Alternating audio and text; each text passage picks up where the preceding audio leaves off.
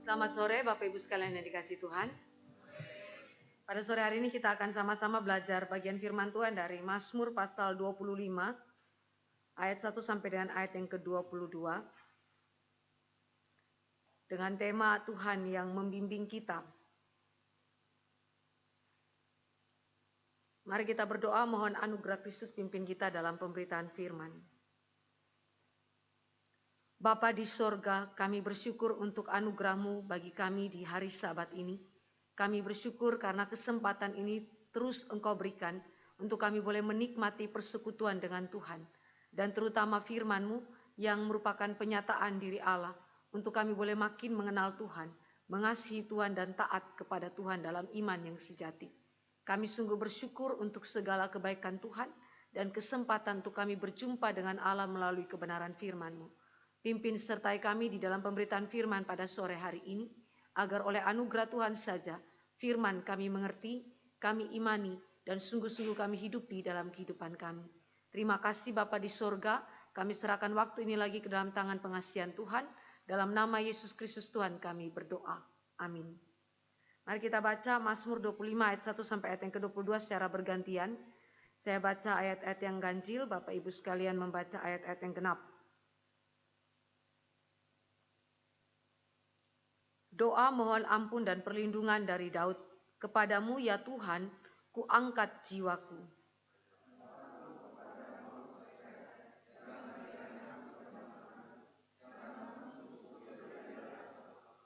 Ya, semua orang yang menantikan Engkau takkan mendapat malu. Yang mendapat malu ialah mereka yang berbuat khianat dengan tidak ada alasannya.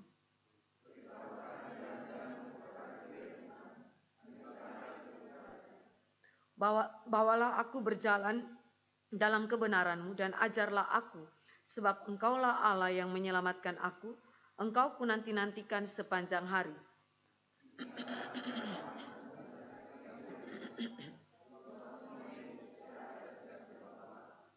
Dosa-dosaku pada waktu muda dan pelanggaran-pelanggaranku janganlah kau ingat, tetapi ingatlah kepadaku sesuai dengan kasih setia-Mu, oleh karena kebaikan-Mu ya Tuhan.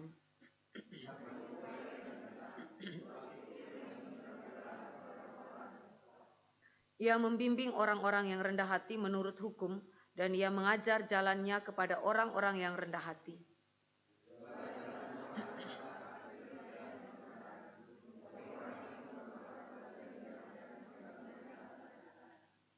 Oleh karena nama-Mu ya Tuhan, ampunilah kesalahanku, sebab besar kesalahan itu.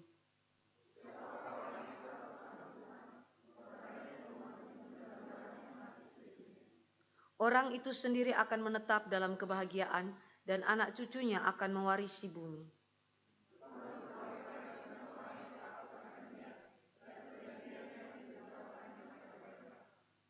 Mataku tetap terarah kepada Tuhan, sebab Ia mengeluarkan kakiku dari jaring.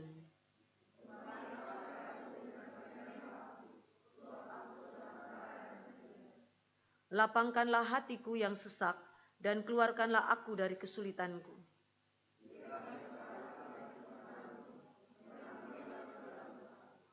Lihatlah betapa banyaknya musuhku, dan bagaimana mereka membenci aku dengan sangat mendalam.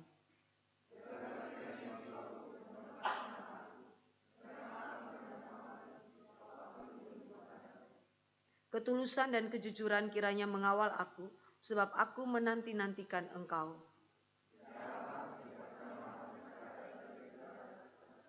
Demikian pembacaan firman Tuhan. Bapak Ibu yang dikasihi oleh Tuhan Yesus Kristus, tema kita hari ini adalah Tuhan yang membimbing kita. Kalau kita memperhatikan kehidupan daripada pemazmur, yaitu Raja Daud, dia menuliskan bagian ini bukan di dalam satu peristiwa tertentu, tapi kalau kita memperhatikan ini adalah sebuah refleksi terhadap peristiwa-peristiwa yang terjadi dalam kehidupan pemazmur dan juga dalam kehidupan orang Israel secara komunal. Kalau kita membaca di dalam bahasa Ibrani, Mazmur ini ditulis dalam bentuk akrostik, di mana huruf pertamanya itu dari huruf-huruf bahasa Ibrani, dari Alef sampai Tau. Dan kenapa tulisannya ditulis dalam bentuk akrostik? Untuk mempermudah umat Allah mengingat. Tetapi apa yang diingat? Yang diingat adalah bimbingan Allah dalam kehidupan umat Allah. Dalam ragam peristiwa yang merupakan musim yang terus berganti dalam kehidupan umat Allah. Nah, kalau kita memperhatikan di dalam ayat 1 sampai dengan ayat yang ke-22, di situ ada berapa hal yang disebutkan mengenai ragam peristiwa yang Allah pakai untuk membentuk kehidupan umat Allah, dan di dalamnya Allah menyatakan bimbingan bagi umat Allah. Kalau kita lihat, ada ketidakhadiran Allah yang dinyatakan di sana. Ada rasa malu yang dihadirkan dalam kehidupan umat Allah. Ada ancaman musuh yang terjadi juga dalam pergumulan umat Allah. Bahkan ada pengakuan dosa pribadi yang terjadi di dalam ayat-ayat, baik ayat 7, ayat 11, ayat 18, dan kemudian di dalam ayat-ayat yang selanjutnya, ayat 11 sampai dengan ayat yang ke-21, ada semacam pengakuan dosa di sana. Kemudian ada permohonan agar Allah memberikan petunjuk, arahan, jalan, pengajaran kepada umat Allah, khususnya pemazmur dalam pergumulan yang demikian. Dan permohonan agar Allah turut campur tangan, melepaskan dia dari pergumulan yang dia hadapi, dan terutama di dalam konteks keberdosaan. Maka kalau kita memperhatikan, ada beragam macam peristiwa, sekali lagi, yang tidak dirujuk salah satunya secara spesifik, tetapi ini diangkat secara serentak oleh pemazmur untuk menunjukkan bahwa pemazmur dibimbing oleh Allah melewati ragam peristiwa. Ragam peristiwa. Allah bentuk kehidupan daripada umat Allah, supaya umat Allah secara individu maupun secara komunitas makin kenal dia, makin hidup dalam kekudusan, makin memiliki relasi yang benar dengan Allah. Kalau saudara saya membaca di dalam ayat terakhir, ayat yang ke-22, di situ dikatakan, ya Allah, bebaskanlah orang Israel dari segala kesesakannya. Dari ayat 1 sampai dengan ayat yang ke-21, di situ disebutkan dengan subjek aku, dan aku. Berbicara mengenai pergumulan personal daripada pemazmur, yaitu Raja Daud. Tetapi diakhiri dengan kalimat, bebaskanlah orang Israel dari segala kesesakannya. Yang berarti pemazmur mau katakan bahwa ini bukan cuma pergumulan saya, tapi ini juga adalah bagian daripada pergumulan umat Allah, yang sangat mungkin umat Allah secara komunitas itu juga mengalaminya. Ancaman musuh, ada rasa malu, ada situasi di mana Allah seolah-olah tidak hadir dalam kehidupan kita.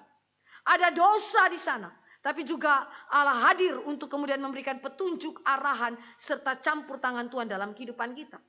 Maka saudara, saya lihat bahwa baik kehidupan umat Allah secara personal, baik kehidupan umat Allah secara komunal, Allah hadir dan membimbing umat Tuhan. Ada 3 aspek yang saudara dan saya akan lihat bagaimana cara Tuhan bimbing kita.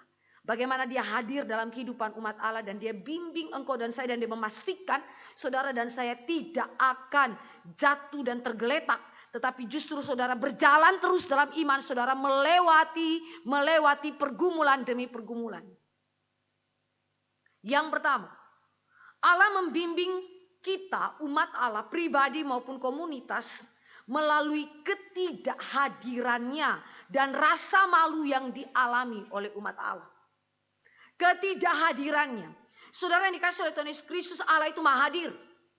Allah tidak mungkin tidak hadir. Tetapi mengapa umat Allah mengalami apa yang disebut dengan perasaan ketidakhadiran Allah? Atau situasi yang dimana umat Allah itu mengalami seolah-olah Allah tidak hadir. Walaupun Allah tidak mungkin tidak hadir. Kalau saudara saya membaca dari ayat 1 sampai dengan ayat yang ketiga. Pemazmur mengangkat jiwanya kepada Tuhan. Yang berarti dia berdoa kepada Allah. Dan dia menaikkan segala kondisi yang dialaminya. Saudara, apa yang dialami oleh pemazmur yang kemudian dia seolah-olah merasakan Allah itu tidak hadir? Rasa malu. Saudara, rasa malu. Kalau kita perhatikan di situ dalam ayat yang kedua, di situ dikatakan, janganlah kiranya aku mendapat malu. Janganlah musuh-musuhku beria-ria atas aku. Ya, semua orang yang menanti-nantikan engkau takkan mendapat malu. Pertanyaannya, rasa malu macam apakah yang dirasakan oleh pemazmur sampai-sampai seolah-olah Allah itu tidak hadir dalam kehidupan dia? Saudara, rasa malu itu kalau kita rujuk kepada pemikiran daripada John Piper, dia bilang begini. Rasa malu itu ada rasa malu yang patut kita miliki, tapi ada rasa malu yang tidak patut kita miliki. Rasa malu yang patut kita miliki adalah rasa malu karena saudara mempermalukan Tuhan akibat dosa-dosamu. Pelanggaran kepada firman-Nya, dan kemudian saudara memberontak kepada Allah. Itu adalah rasa malu yang sepatutnya memang saudara harus malu karena dosamu. Tetapi ada rasa malu yang tidak sepatutnya kita miliki. Tapi itu seolah-olah dikondisikan dengan situasi yang kita alami, didesain sedemikian rupa sehingga engkau terjebak di dalam rasa malu yang tidak sepatutnya. Dan menariknya adalah pemazmur berada dalam situasi yang mana rasa malu itu tidak sepatutnya dimiliki oleh pemazmur. Rasa malu apa yang tidak sepatutnya? Rasa malu karena kita punya iman kepada Allah. Rasa malu karena saudara dan saya memiliki pengharapan kepada Allah. Rasa malu di mana engkau dan saya itu memiliki Tuhan kita, juru selamat kita, Kristus, satu-satunya jalan kebenaran dan hidup. Saudara yang dikasih oleh Tuhan Yesus Kristus, kalau kita baca dalam ayat yang kedua, pemazmur berhadapan dengan musuh-musuhnya yang menghina pemazmur karena engkau percaya kepada Allah. Hina iman dia. Membuat pemazmur merasa malu karena imannya. Padahal rasa malu itu tidak sepatutnya pemazmur itu alami. Mari kita bandingkan dengan peristiwa yang dialami oleh Ayub. Ayub yang pertama ayat 9 sampai dengan ayat yang ke-10 kita baca. Ini adalah situasi yang kira-kira mirip dengan apa yang dialami oleh Daud. Bedanya Daud itu punya musuh dari luar. Kalau Ayub ini musuhnya dari dalam, yaitu istrinya. Kita lihat di dalam pasal 1 pasal 2 sebenarnya. Pasal 2-nya tersembunyi sehingga saya tidak melihat. Pasal 2 ayat 9 dan ayat yang ke-10. Maka berkatalah istrinya kepadanya, masih bertekunkah engkau dalam kesalehanmu? Kutukilah Allahmu dan matilah. Tetapi jawab Ayub kepadanya, engkau berbicara seperti perempuan gila. Apakah kita mau menerima yang baik dari Allah, tetapi tidak mau menerima yang buruk? Dalam kesemuanya itu Ayub tidak berbuat dosa dengan bibirnya. Saudara, ini yang saya sebut dengan dikondisikan untuk saudara punya rasa malu yang tidak sepatutnya. Malu karena punya Allah. Kenapa kamu harus percaya sama Tuhan Allah? Toh kamu kehilangan banyak hal. Saudara, kehilangan yang kita lihat di dalam kondisi daripada Ayub. Dia hilang harta, dia hilang anak. Bahkan Allah mengizinkan iblis menggocol dia. Dan kemudian tubuhnya itu mengalami sakit. Istrinya lihat, lalu istrinya bilang, kutukilah Allahmu, mati saja kamu. Saudara, ini dikondisikan, didesain. Saudara bayangkan, Daud ketika dia memerintah. Dia berada dalam situasi yang dimana tanda petik dikondisikan untuk kemudian memiliki rasa malu yang tak sepatutnya. Untuk apa kamu percaya sama Tuhan? Kamu dikejar-kejar sebagai buronan. Untuk apa kamu punya Tuhan? Kalau kamu kehilangan tatamu, kamu kehilangan banyak hal, banyak pergumulan yang terjadi di sana, ada banyak kesukaran yang terjadi. Ngapain percaya sama Tuhan? Malu percaya sama Tuhan. Saudara yang dikasih oleh Tuhan Yesus Kristus, hal yang sedemikian sangat mungkin terjadi dalam kehidupan engkau dan saya. Saudara dan saya bisa saja mengalami kondisi-kondisi yang dimana dikondisikan bukan oleh diri kita tetapi lingkungan kita. Bahkan bisa saja itu oleh suami atau istri kita. Kemudian mereka mengatakan malu punya Allah. Malu punya pengharapan di dalam tangan Tuhan. Maka jangan percaya Tuhan. Untuk apa percaya Tuhan? Saudara, dalam keadaan seperti ini pemazmur seolah-olah mengalami apa yang disebutkan ketidakhadiran Tuhan. Walaupun Allah tidak pernah tidak hadir. Tetapi di dalam situasi inilah Allah izinkan saudara untuk mendapatkan bimbingannya Tuhan. Ketika Allah membimbing engkau dan saya, dia tidak meniadakan pergumulan dan hal-hal yang datang untuk menggoncang iman kita. Dia tidak kemudian membiarkan engkau ada di dalam jalan tol. Kita tahu itu iman kita bukan iman jalan tol. Tetapi saudara dan saya tahu bahwa di dalam iman Kristen, saudara dan saya akan berhadapan dengan begitu banyaknya pergumulan. Dan pergumulan yang bahkan didesain oleh trik-trik kotor. Yang bahkan dilakukan oleh para musuh yang ada di sekitar kita untuk menghancurkan iman saudara. Tetapi saudara dan saya perhatikan bagaimana Tuhan bimbing Daud. Tuhan bimbing umat Allah. Di tengah-tengah situasi yang sedemikian, apa yang diinginkan oleh Daud? Apa yang dicari oleh Daud? Yang dia cari, saudara baca dalam ayat 4 dan ayat yang kelima. Beritahukanlah jalan-jalanmu kepadaku ya Tuhan. Tunjukkanlah itu kepadaku.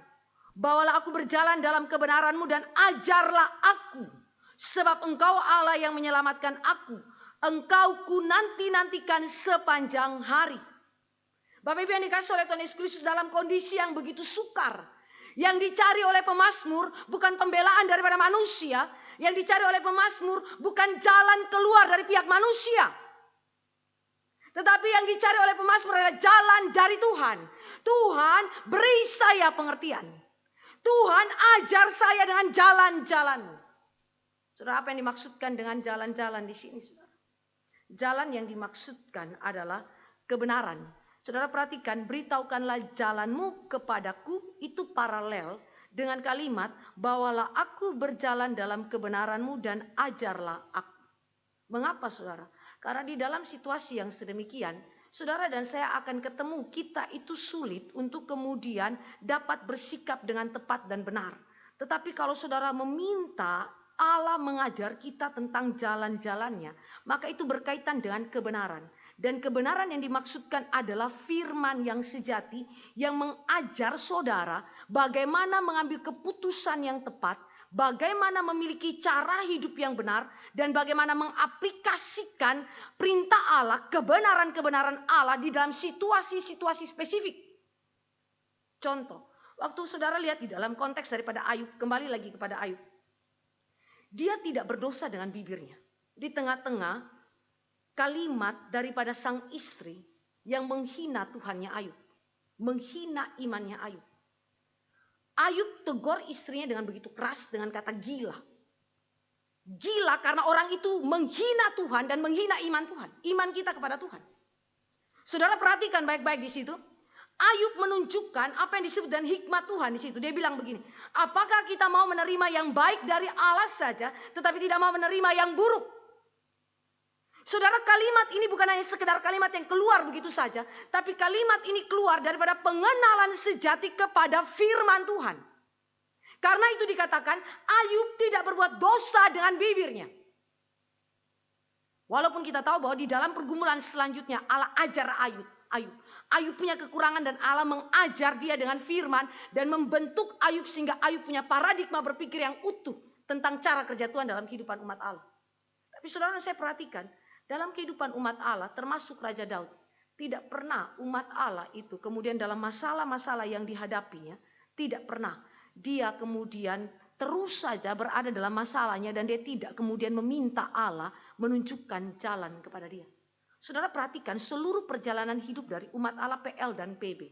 Ketika mereka berhadapan dengan situasi-situasi spesifik kehidupan mereka. Yang mereka cari, yang mereka nanti-nantikan adalah jalan Tuhan. Tuhan, tunjukkanlah kepada kami jalan-jalan-Mu, kebenaran-Mu, ajar kami. Saudara yang dikasih oleh Tuhan Yesus Kristus, ini berbicara sekali lagi mengenai firman. Jalan Tuhan kita temukan di dalam firman. Firman adalah prinsip-prinsip kebenaran yang menuntun kehidupan umat Allah dan mengarahkan umat Allah dalam ketajaman berpikir sesuai kehendak Tuhan. Banyak orang baca Alkitab, Kejadian sampai Wahyu selesai. Tapi saat dia baca Alkitab, saat yang sama dia meremehkan kuasa firman. Ini suatu hal yang tidak baik. Baca firman, tidak boleh remehkan kuasa firman. Di saat baca firman, saat itu juga engkau diajar oleh firman. Engkau dididik oleh firman. Firman membentuk paradigma berpikir. Firman memberikan ketajaman untuk melihat situasi. Oh, situasi seperti ini bukan kehendak Tuhan. Ini adalah sesuatu yang kemudian membawa engkau dan saya dibimbing, diarahkan dengan kebenaran Tuhan. Apa yang merupakan kehendak Tuhan, apa yang bukan kehendak Tuhan. Saudara berjalan seperti apa dalam situasi itu. Saudara yang dikasih oleh Tuhan Yesus Kristus, ini menunjukkan kepada kita bahwa pemazmur di dalam pergumulan dia, dalam rasa malu, dalam keadaan yang didesain, dikondisikan oleh para musuhnya, saudara. Sekali lagi dia tidak mencari jalan keluar, hikmat dari manusia, tetapi dia datang kepada Tuhan. Saudara, kalau kita coba lihat ke dalam pengalaman hidup daripada Raja Daud, ketika dia berada dalam situasi-situasi genting, dia terus saja berdoa kepada Tuhan. Bahkan ketika dia saat dimana anaknya berkhianat kepada dia. Saat dimana Absalom bertindak melawan dia dan seterusnya. Saudara lihat bahwa dia itu pergi dengan tidak membawa apa-apa. Tapi yang dia cari dan dia doakan itu adalah kehendak Tuhan. Hilang harta, hilang tahta, asal gak hilang Tuhan. Saudara, bukankah ini yang kita belajar daripada pemazmur? Saudara dan saya bisa saja dalam tahun-tahun ini ketika kita menjalani perjalanan hidup kita dalam tahun yang baru. Saudara mungkin saja ada di dalam kondisi-kondisi yang mana mengalami tanda petik ketidakhadiran Allah. Ataupun dalam kondisi rasa malu yang tidak sepatutnya. Tetapi sekali lagi dalam kondisi seperti itu pun Allah hadir dan memberikan firman menuntun kehidupan engkau dan saya. Dan seringkali dalam keadaan yang sedemikianlah bimbingan Tuhan itu terasa nyata. Kalau saudara tidak menghadapi situasi yang sedemikian, kadang-kadang kita tidak atau sulit untuk kemudian merasakan dengan begitu dalamnya bimbingan penyertaan Tuhan. Tapi kalau saudara ada dalam situasi yang sedemikian, saudara mengerti apa artinya bimbingan Tuhan. Kedua, kita belajar di dalam bimbingan Allah bagi pemazmur dan juga bagi umat Allah. Yaitu Allah membimbing umatnya, baik individu maupun komunitas orang percaya, dengan menyatakan kebaikannya, belas kasihnya kepada mereka ketika mereka jatuh dalam dosa. Saudara, kejatuhan dalam dosa, bukankah itu aib yang memalukan? Ini adalah satu rasa malu yang memang sepatutnya, saudara, sepatutnya. Memang kau malu karena dosamu. Tapi saudara, dalam keadaan yang sedemikian, Allah bimbing umat Allah. Allah kita adalah gembala yang baik. Sehingga ketika dia membimbing kita, dia mengizinkan saudara dan saya mengalami kejatuhan. Dan di tengah-tengah kejatuhan itulah Allah hadir untuk memberikan arahan yang tepat supaya saudara bangkit daripada kejatuhan saudara. Dan itulah yang dialami oleh Daud. Daud mengalami begitu banyaknya kejatuhan dalam kehidupan dia. Dalam perjalanan dia mengikuti Tuhannya, ada masa-masa di mana dia taat kepada Tuhan. Tapi ada masa dia jatuh. Dia jatuh. Tetapi Tuhan kita adalah Tuhan yang hadir sebagai gembala dan membimbing, menunjukkan kebaikan dan belas kasihnya bagi umatnya di tengah-tengah kejatuhan dalam dosa. Saudara yang dikasih oleh Tuhan Yesus Kristus, kalau kita baca di dalam ayat yang ke-6 dan ayat yang ke-7. Di situ dikatakan secara khusus dalam ayat yang ke-7. Dosa-dosaku pada waktu muda dan pelanggaran-pelanggaranku janganlah kau ingat. Tetapi ingatlah kepadaku sesuai dengan kasih setiamu oleh karena kebaikanmu ya Tuhan. Saudara perhatikan di situ dosa masa muda. Ini Daud mengacu kepada pengalaman masa muda dia. Ketika dia telah jatuh dalam dosa, dia telah mendukakan hati Tuhan dan dia minta Tuhan, Tuhan jangan ingat dosa-dosaku, tetapi ingatlah aku berdasarkan kasih setiamu dan kebaikanmu.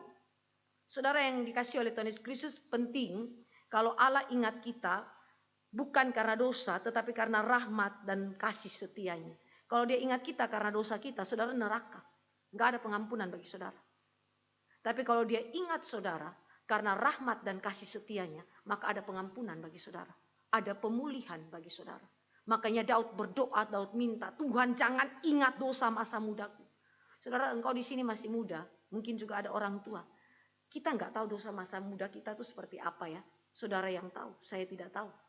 Tapi di hadapan Tuhan kita jujur. Kadang-kadang kita berpacaran dengan cara pacaran yang tidak benar. Anak muda. Ada kala saudara membina rumah tangga saudara di masa awal dengan cara yang merusakkan dan tidak memuliakan nama Tuhan. Dalam pengalaman masa muda kita, kalau kita coba runut kembali ke dalam pengalaman masa lampau, kita akan ketemu banyak kali kejatuhan demi kejatuhan. Tapi Daud tidak saja minta Tuhan untuk jangan ingat dosa masa muda, tapi juga dosa masa kininya dia. Kalau saudara membaca di dalam ayat selanjutnya, di situ dia berbicara mengenai tiliklah sengsaraku dan kesukaranku dan ampunilah segala dosaku. Dia mengakui bahwa dia berdosa juga pada masa kini. Maka perjalanan hidup daripada orang percaya adalah perjalanan hidup yang dimana Allah bentuk melalui kejatuhan mereka. Dan Allah kemudian bimbing mereka supaya dalam kejatuhan mereka mendapatkan belas kasih Tuhan dan kebaikan demi kebaikan Tuhan. Mari kita bandingkan di dalam Keluaran pasal yang ke-34.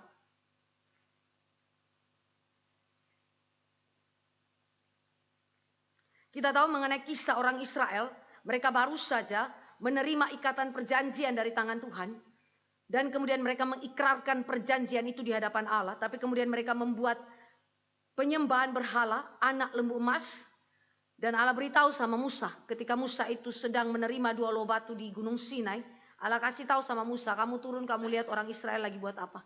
Ketika Musa turun, Musa lihat orang Israel itu berdosa. Musa murka, Musa marah, dan dia hancurkan 2 loh batu yang ditulis oleh tangan Tuhan. Lalu dia hancurkan itu, dan kemudian 2 loh batu itu digiling, dihancurkan, jadi butiran-butiran dimasukkan dalam air, lalu disuruh minum semuanya. Apakah Allah marah dengan Musa karena dia murka kepada orang Israel? Tidak. Karena Musa murka di dalam kekudusan. Dia marah dalam kekudusan. Tapi kemudian Allah yang marah kepada umatnya mengatakan kepada Musa, oke, saya kasih kamu tanah Kanaan, silakan kamu masuk tanah Kanaan, tapi saya nggak pimpin kamu. Malaikat Tuhan akan aku utus pimpin kamu, tapi aku tidak pimpin kamu. Musa sedih. Musa berdoa sama Tuhan, Tuhan jangan suruh kami masuk tanah Kanaan kalau engkau nggak pimpin kami. Bahkan Musa dalam doa syafaatnya kepada Tuhan, ketika dia berdoa mewakili orang Israel, Musa yang begitu keras dan menegur dosa di hadapan Tuhan. Dengan sungguh-sungguh dia berdoa, Tuhan biar saya yang mati, tapi ampuni orang Israel. Saudara lihat ya, ini hatinya lembut luar biasa. Tapi saudara lihat, Tuhan bilang sama Musa, orang yang berdosa yang harus tanggung dosanya. Maka Musa doa syafaat sungguh-sungguh minta Tuhan, ampuni orang Israel. Lalu Tuhan bilang dalam pasal 34, ayat 4 sampai dengan ayat yang ke-7. Lalu Musa memahat 2 loh batu sama dengan yang mula-mula. Bangunlah ia pagi-pagi dan naiklah ia ke atas gunung Sinai, seperti yang diperintahkan Tuhan kepadanya, dan membawa kedua loh batu itu di tangannya. Turunlah Tuhan dalam awan, lalu berdiri di sana dekat Musa, serta menyerukan nama Tuhan. Berjalanlah Tuhan lewat dari depan dan berseru, Tuhan, Tuhan, Allah penyayang dan pengasih, panjang sabar, berlimpah kasih-Nya dan setianya, yang meneguhkan kasih setianya kepada beribu-ribu orang, yang mengampuni kesalahan, pelanggaran dan dosa, tetapi tidaklah sekali-kali membebaskan orang yang bersalah dari hukuman, yang membalaskan kesalahan bapa kepada anak-anaknya dan cucu-cucunya, dan kepada keturunan ketiga dan keempat. Saudara perhatikan di situ kata kasih setia adalah hesed. Perjanjian, kasih setia Allah, loving kindness. Perjanjian Allah yang Allah ikatkan dengan umatnya berdasarkan kasih Allah yang tetap dan kekal. Kasih yang tidak bisa bergoncang. Kasih yang tidak dipengaruhi oleh respon saudara. Kasih yang tidak dipengaruhi oleh ketaatan saudara. Karena dia menetapkan untuk mengasihi umatnya. Kasih yang kekal itu. Loving kindness. Maka Daud berdoa sama seperti Musa berdoa. Tuhan ingatlah aku berdasarkan hesetnya Tuhan. Kasih setia Tuhan.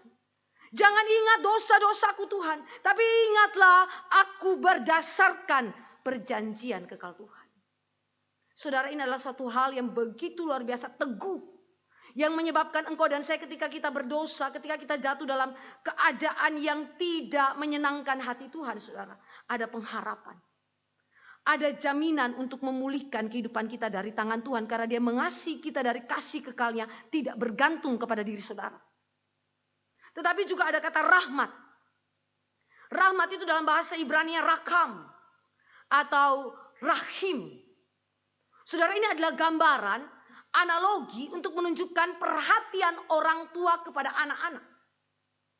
Orang tua yang mengasihi anak-anaknya, sekalipun anaknya bejat minta ampun, akan ada waktu. Dia terus berdoa supaya anaknya itu bertobat. Saya ambil contoh Monica, ibu daripada Agustinus. Kita tahu mengenai kisah Agustinus, seorang yang brilian, luar biasa, bapak gereja. Tapi masa muda dia adalah masa muda yang penuh kehancuran. Moralitas rusak, rohani rusak. Hidup dengan perempuan pelacur, punya anak. Makin didoakan bukan makin baik, tapi makin rusak dia. Mamanya Monica berdoa sambil menangis. Dengan betul-betul bercucuran air mata dia pergi kepada seorang imam dan kemudian berdoa kepada Tuhan. Dan imam itu berkata, doa seorang ibu untuk anaknya dengan cucuran air mata tidak akan sia-sia. Maka kalau saudara lihat ini, Monica mengasihi Agustinus. Saking mengasihinya, anaknya sudah hancur minta ampun. Dia terus bertekuk lutut berdoa supaya anaknya boleh Tuhan selamatkan. Ini relasi orang tua anak. Apalagi relasi Bapa dan kita. Allah kita adalah Bapa kita. Maka anak-anaknya yang diadopsinya berdasarkan perjanjian kekalnya, saudara. Itu adalah anak-anak yang dikasihinya dan yang diperjuangkannya. Dan dia tidak akan melepaskan engkau dan saya bahkan ketika engkau jatuh amat dalam di dalam dosa. Saudara, ini adalah hati Allah yang adalah Bapa. Kalau kita memperbandingkan dengan anak bungsu yang hilang, saudara. Saudara bisa bandingkan Bapa punya kasih kepada anak bungsu itu. Anak bungsu sudah rusaknya luar biasa. Waktu dia balik karena disadarkan oleh Allah. Dia balik, dia belum sampai, Bapa itu angkat jubahnya. Lari peluk anak itu. Peluk cium anak itu, saudara. Itu adalah gambaran kasih Bapa kepada anak-anak. Kepada anak-anak yang diadopsi berdasarkan perjanjian kekal dia. Loving kindness, saudara. Saudara yang dikasih oleh Tuhan Yesus Kristus, ini memberikan kepada kita dan juga Daud, orang Israel, semua umat Allah sepanjang sejarah. Suatu hal yang merupakan bimbingan Tuhan yang begitu besar. Ada pengampunan dosa yang Allah berikan kepada setiap orang percaya. Karena kita adalah anak-anak Allah. Karena kita adalah orang-orang tebusan Allah. Berdasarkan rahmat-Nya, kasih setianya, engkau dan saya diampuni. Saudara, jangan pikir bahwa Allah mengampuni saudara itu karena rengekan doa saudara. Kadang kita pikir kita berdosa, lalu kita merengek kepada Tuhan, maka Allah akan mengampuni saudara. Salah, saudara. Rengekan saudara tidak akan menggerakkan Allah. Perhatikan ini. Allah kita adalah Allah yang berdaulat. Sehingga dia berhak memberikan pengampunan kepada siapapun yang dikehendakinya. Yaitu mereka yang diadopsinya sebagai anak-anak Allah. Maka itu berarti ketika engkau merengek berdoa minta pengampunan kepada Allah. Rengekan saudara tidak menggerakkan Allah untuk mengampuni saudara. Tetapi apa yang menggerakkan Allah untuk mengampuni saudara? Loving kindness. Hesetnya Allah. Rahmatnya Allah. Karena itu jangan terlalu kita juga menganggap diri itu seolah-olah dengan doa kita itu kita mampu menggerakkan Allah bahkan di dalam aspek pengampunan. Tidak. Tapi dengan cara demikian, saudara, saya lihat bahwa Daud dalam pergolakan hidup dia, dalam pergumulan hidup dia, saudara. Dia percaya bahwa kebaikan Allah, belas kasih Allah, rahmat Allah itu senantiasa hadir dalam kehidupan umatnya. Dan itulah yang membuat umat Allah bisa bangkit daripada keterpurukannya dia. Waktu kemarin berita mengenai seorang hamba Tuhan besar, penulis Kristen yang jatuh di dalam dosa. Beritanya sudah keluar, jadi saya sebut saja namanya. Philip Yancey. Dia adalah penulis Kristen yang sudah banyak memberkati orang dengan tulisannya. Tetapi ketika dia berdosa, saudara, ada satu kalimat yang saya baca di situ, di dalam berita itu. Dia mengakui bahwa dosa-dosanya itu adalah dosa-dosa yang menyakiti istrinya, anaknya. Ini dosa perselingkuhan. Bahkan perempuan yang menjadi selingkuhannya itu adalah istri orang lain. Sehingga telah merusak keluarga itu. Istri orang lain, suami orang lain, dan anak-anak mereka. Tapi ada kalimat yang penting yang dia katakan di dalam pengakuan dosa dia. Terlebih lagi, saya telah mendukakan hati Tuhanku. Banyak orang kecewa dengan saya karena apa yang saya lakukan tidak konsisten dengan apa yang saya khotbahkan ataupun yang saya tuliskan dalam tulisan-tulisan Kristen.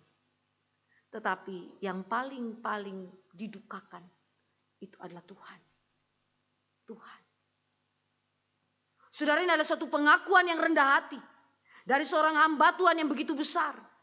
Ketika dia jatuh amat dalam, saudara ingat, apa yang menyebabkan dia mengakui dosa-dosanya dan dia meyakini adanya pemulihan dari tangan Tuhan? Loving kindness. Hesetnya Tuhan, rahmatnya Tuhan, Saudara tidak tahu saudara punya perjalanan hidup di dalam tahun ini apa yang terjadi dengan saudara.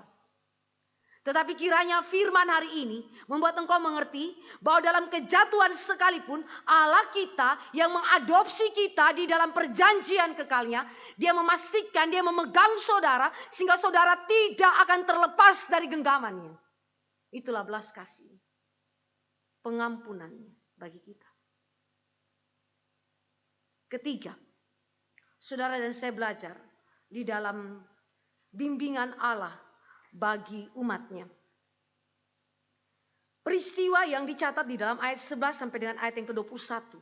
Itu semacam pengulangan dari ayat yang pertama sampai dengan ayat yang ke-10. Tetapi sebenarnya ini bukan sekedar pengulangan, saudara. Tapi ini adalah suatu doa yang diungkapkan sebagai ratapan di hadapan Allah.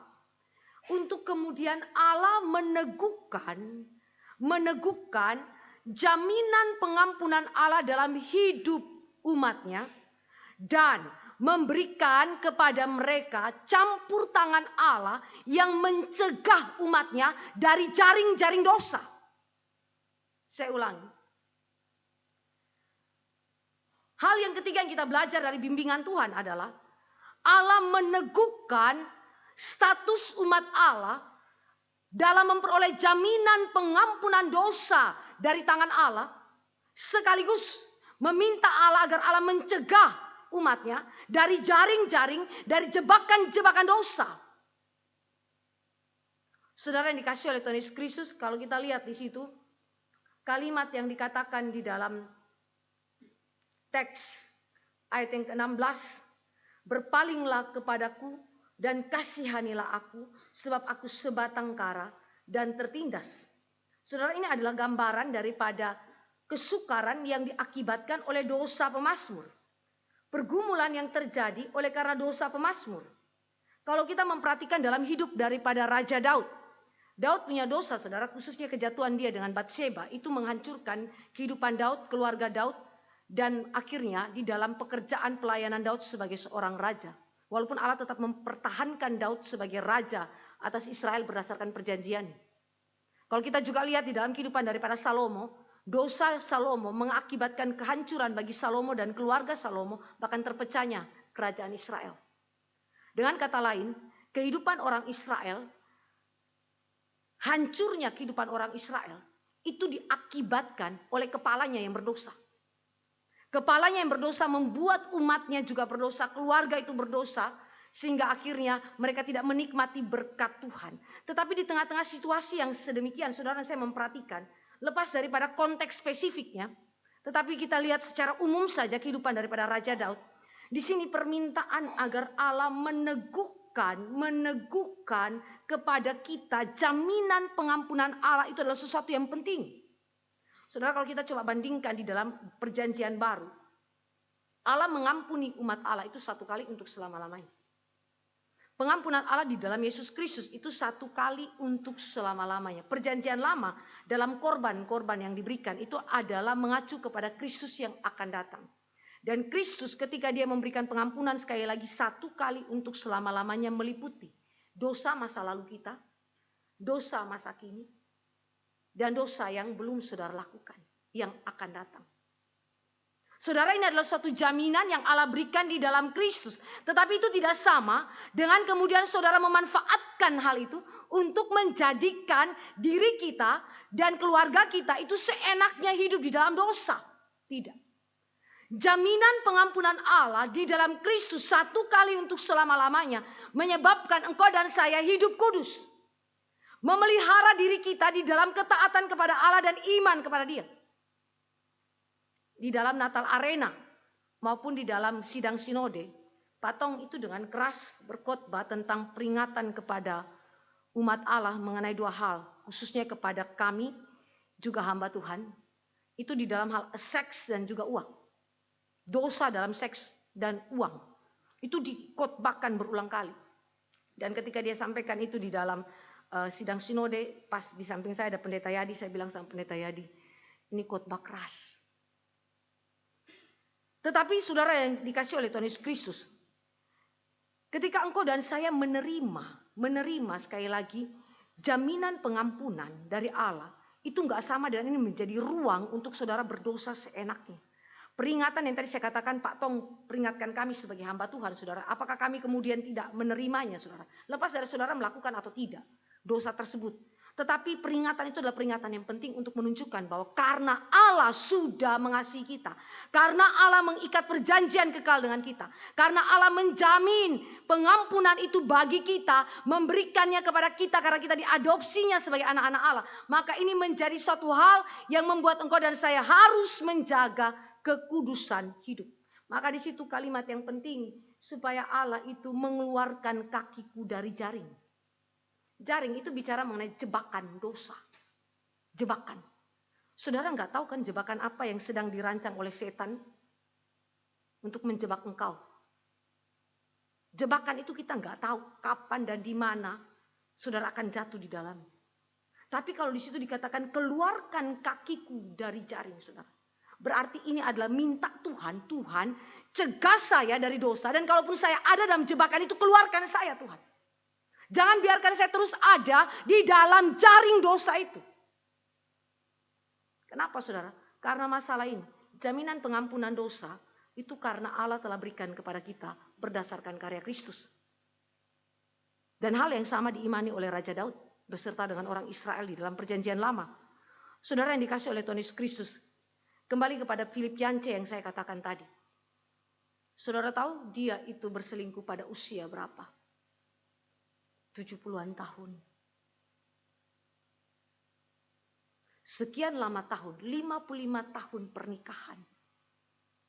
Istrinya itu setia. Bahkan ketika dia sakit, Parkinson dan seterusnya.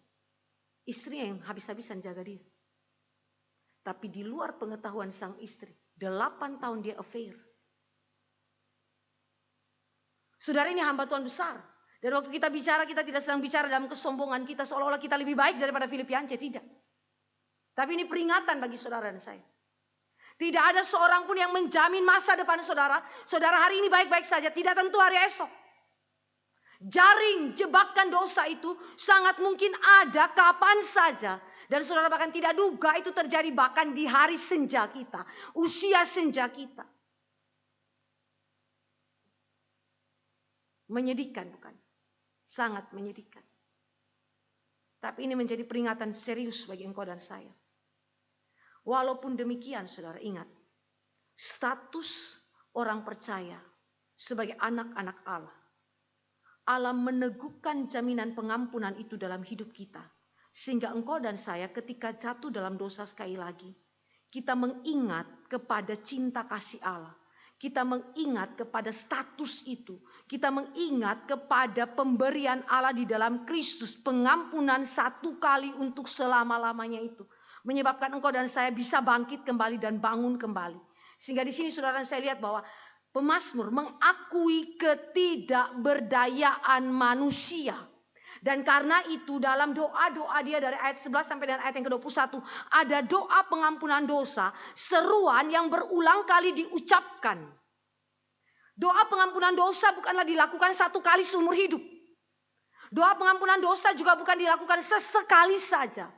Pengampunan dosa adalah doa yang harus dilakukan tiap-tiap waktu dalam kehidupan kita. Karena engkau berdosa bahkan tiap-tiap waktu dalam kehidupan kita. Mungkin kita tidak berdosa dengan cara seperti Filipiance. Tapi saudara berdosa dengan pikiran, perasaan, hasrat hati saudara, motivasi saudara yang berdosa.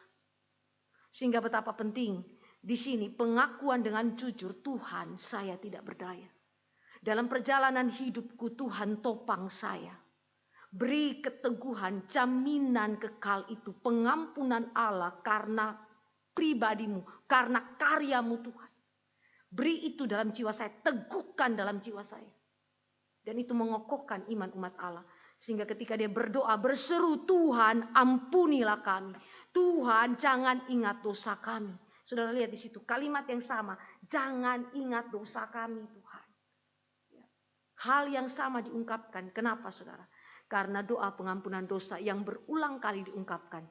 Menyatakan ketidakberdayaan orang percaya untuk tetap setia dalam iman dan ketaatan, dalam kekudusannya. Kecuali Tuhan. topang dia. Maka hari ini saudara saya belajar, bimbingan Allah adalah bimbingan yang sungguh-sungguh real dan nyata dalam kehidupan kita. Bimbingan yang bahkan di dalam kondisi yang terapuh dalam kehidupan kita. Kondisi yang paling berat dalam kehidupan kita. Tapi dia hadir dan memimpin kehidupan kita. Sehingga apa yang dikatakan di dalam kalimat Raja Daud, ya Allahku, bebaskanlah orang Israel dari segala kesesakannya. Itu menjadi sesuatu yang ya dan amin. Bebaskanlah orang Israel dari segala kesesakannya. Ini paralel dengan kata-kata di dalam doa Bapa kami. Jauhkanlah kami daripada pencobaan. Lepaskanlah kami daripada yang jahat. Saudara, suatu pengakuan dengan kerendahan hati. Raja yang besar dengan seluruh kemegahan dan kejayaan yang Allah percayakan kepada dia. Tetapi dengan rendah hati, dia bilang, Tuhan, kami tidak berdaya. Kami butuh Tuhan, bebaskanlah kami, lepaskanlah kami, luputkanlah kami daripada yang jahat. Dan itu hanya bisa terjadi ketika Allah meneguhkan dalam jiwamu jaminan bahwa engkau dan saya adalah anak-anak Allah. Dan anak-anak Allah yang menikmati pengampunan dosa dari tangan Tuhan. Kiranya firman Tuhan hari ini menguatkan engkau dan saya untuk berjalan dalam beragam bidang hidup kita. Peristiwa demi peristiwa yang hadir dalam kehidupan kita dengan mengingat kepada bimbingan Tuhan. Mari kita berdoa. Bapa dalam kerajaan sorga, kami datang kepada Tuhan. Berterima kasih oleh karena Engkau Allah yang membimbing kami. Mengarahkan kehidupan kami. Memimpin kami kepada jalan-jalan-Mu Tuhan. Tuhan, ampuni kami jika kami merasa diri kami kuat. Ketika kami merasa kehidupan kami ini bisa kami handle dengan kekuatan kami. Tetapi dengan membaca Mazmur Tuhan, kami sadar sesungguhnya kami tidak berdaya. Sesungguhnya kami begitu rapuh Tuhan. Dan kami membutuhkan Tuhan dalam hidup kami. Topanglah kehidupan kami. Kuatkanlah jiwa kami ya Tuhan. Terima kasih ya Bapa di surga. Dalam nama Yesus Kristus Tuhan kami berdoa. Amin.